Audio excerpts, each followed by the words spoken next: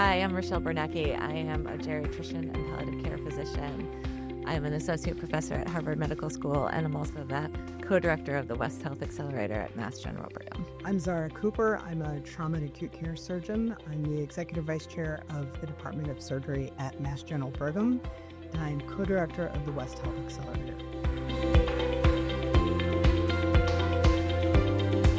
I think I met Zara in 2008, and she had been in Seattle, and I had done some of my training there as well. And so I said, we should go to lunch. And so we went to lunch, and I remember eating in this conference room and thinking, wow, she's a surgeon and she's really fun. I like her.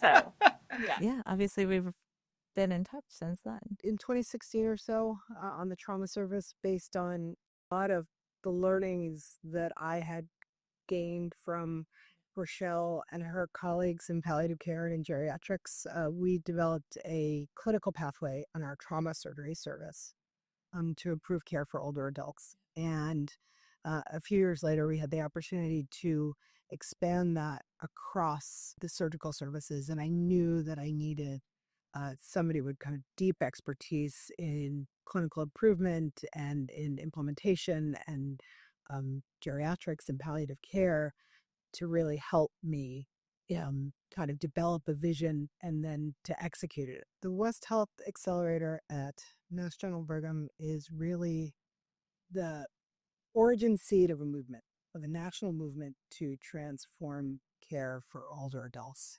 That movement starts with the frontline staff. So it's about empowering them to make the changes that we need to make to ensure that patients get the kind of care that they need. And sometimes that's simple things like making sure they can sleep at night or get out of bed. It also means giving the right medications at the right doses. It sounds simple, but getting it to happen is fairly complex because it's culture change, and culture change at heart is difficult.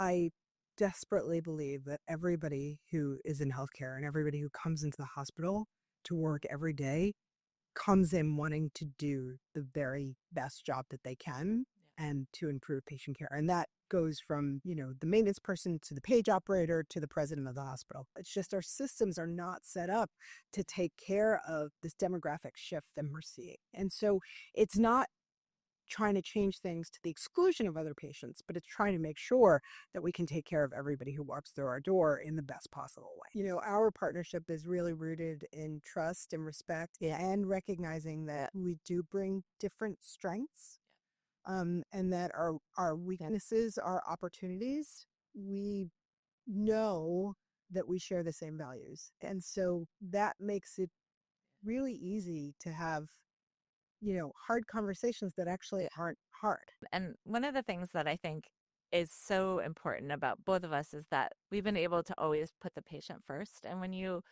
you do that, it makes everything more clear. My hope is that any older adult can be admitted to the hospital, and I feel that the kind of care that they get is exactly what they should get.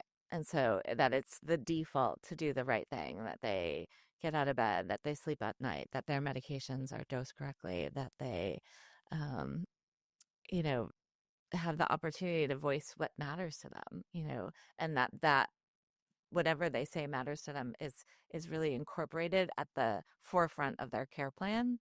I think the other thing I would love to see is for somebody in 20 years to tell me about the accelerator as if, it's just something that it is part of the fabric of how we care for patients and is completely removed from us.